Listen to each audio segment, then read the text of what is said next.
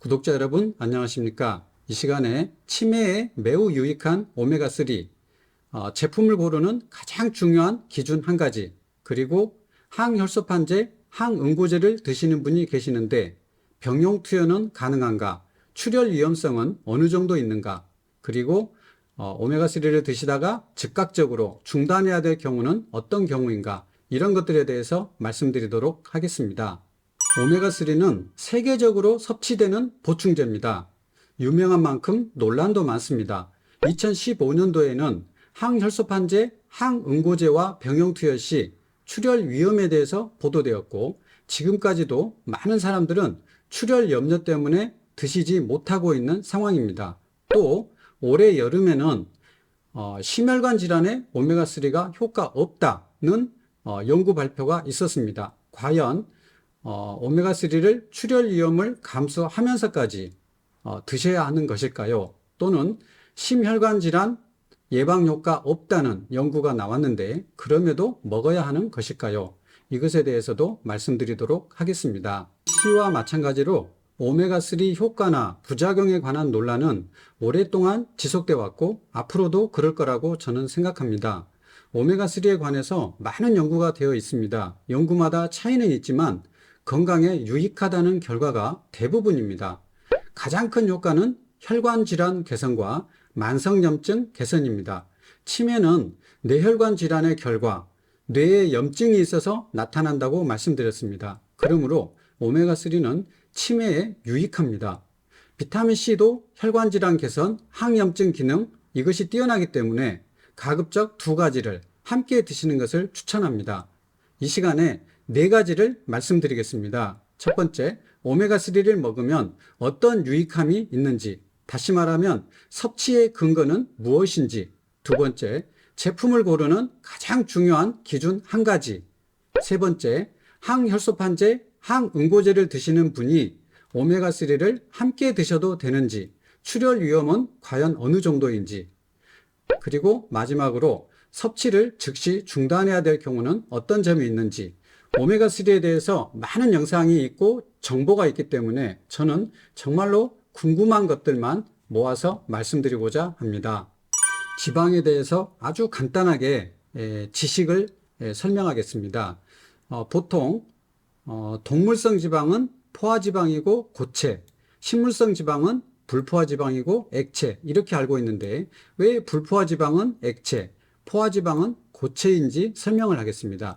여기 한 개의 지방산이 있는데 지방은 지방산이 모아진 것이 지방이고, 이중결합이 없으면 반듯한 막대 모양입니다. 이중결합은 불포화 결합이라고도 하고, 이중결합이 없는 지방을 포화지방이라고 합니다.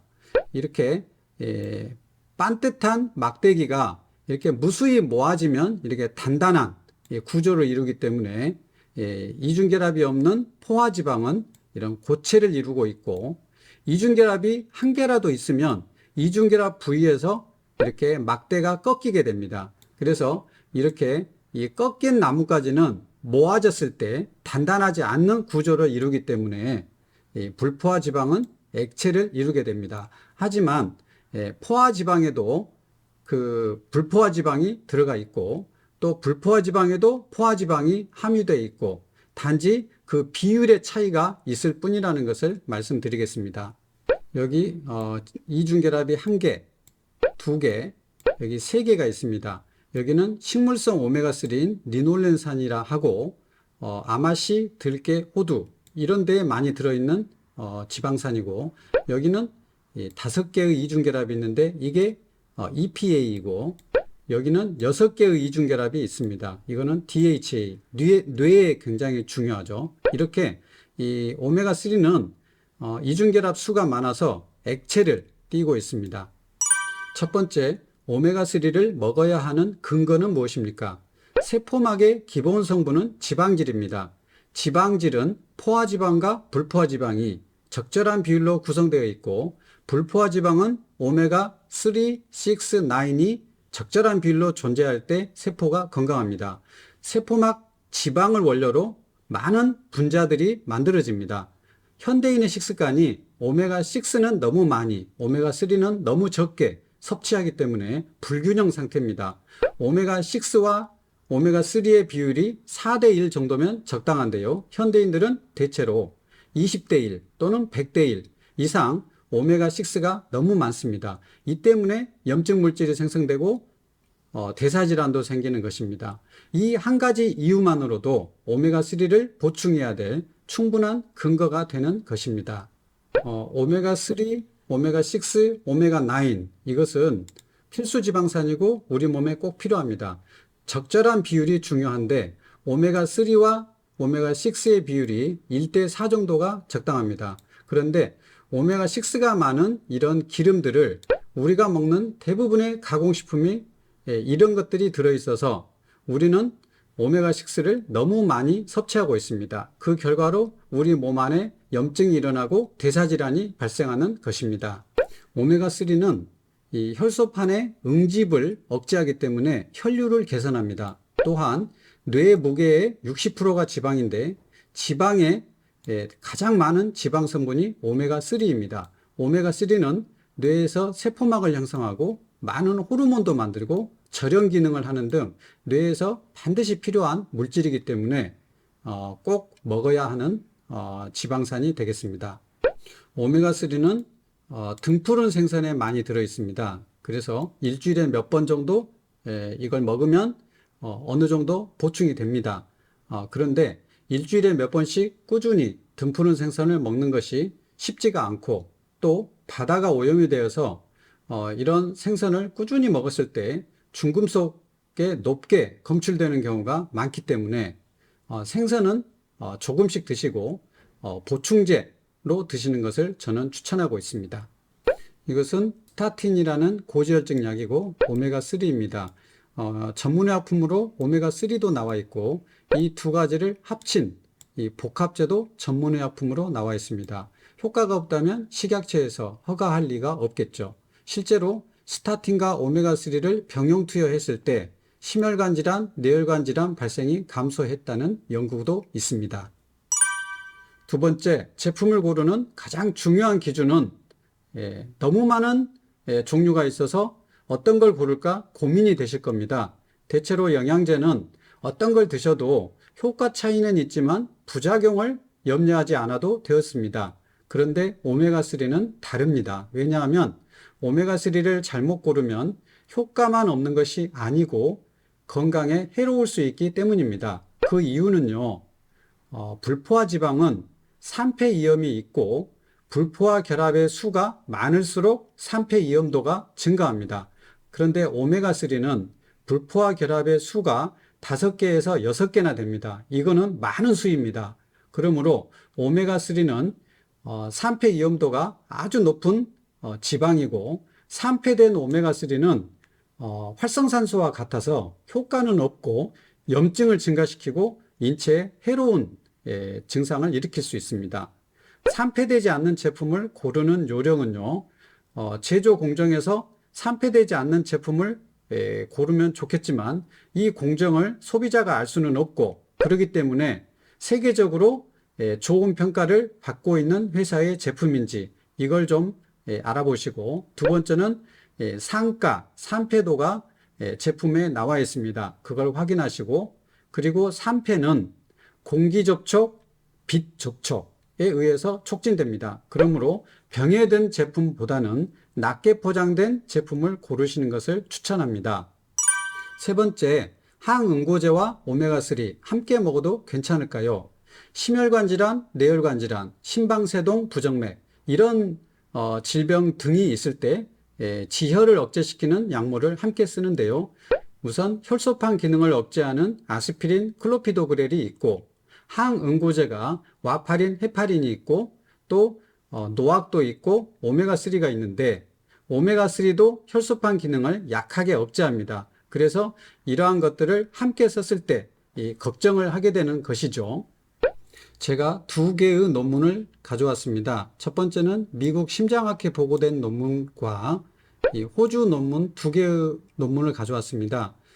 이렇게 심장혈관이 거의 좁아진 사람이 있는데 이러면 스텐트를 삽입하게 되고 이런 분들은 아스피린이나 클로피도그렐을 계속 드셔야 합니다. 혈전을 방지하기 위해서. 그러면 이런 분들이 오메가3를 드시면 출혈 위험성이 얼마나 증가하는가, 그걸 보는 연구인데요.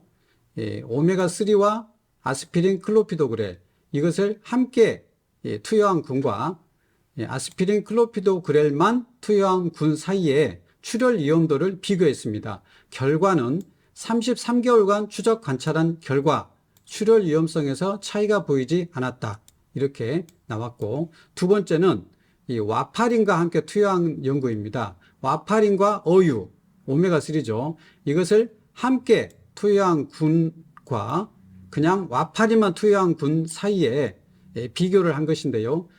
결과는 이렇습니다. 출혈 및 혈전 색전증 사건에 의미 있는 영향을 미치지 않습니다.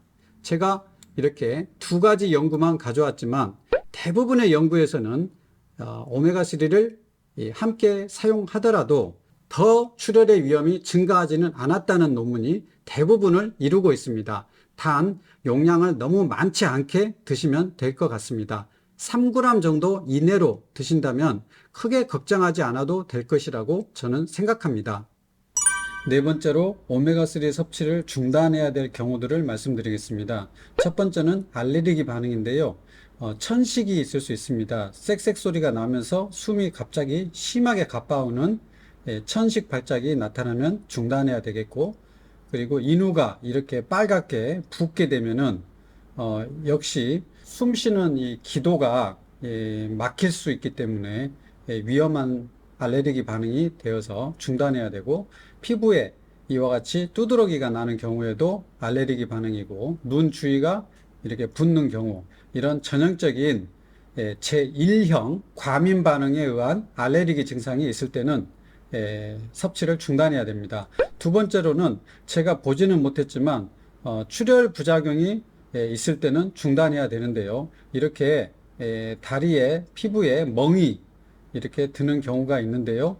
이것이 오메가3로 인한 출혈인지 아니면 다른 원인에 의한 것인지는 구분을 해야 됩니다.